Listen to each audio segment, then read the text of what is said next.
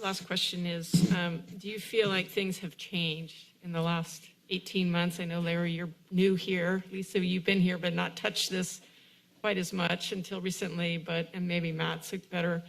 I feel like in talking with county staff and county leadership that I feel like we're hitting our stride somewhat. The resources, I just want to clarify for the public, the resources that were provided for the state really are one time, very much focused on facilities, getting programs up and running.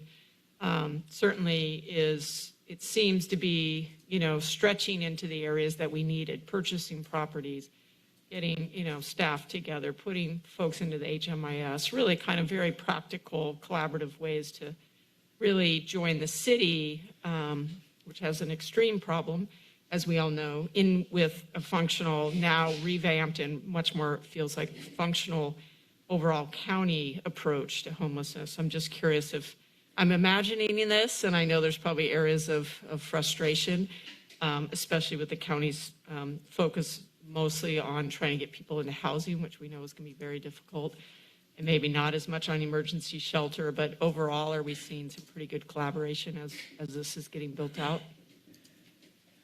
Whoever wants to answer it. Well, I'll take an initial effort at responding.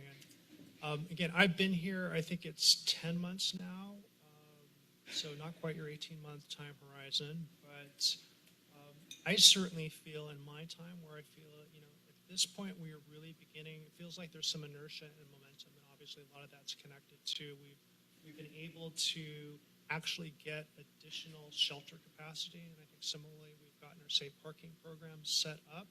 So it's always, it's good when you're building capacity to meet people's needs, and so I feel like we've gotten that momentum there. You were absolutely right to point out that we're accomplishing a lot of this with one-time funds, and so I think the question is sustaining these programs so that we have alternatives.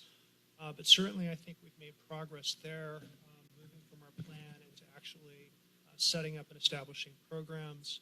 And I think as well, I've noticed, our ability to work and collaborate with the county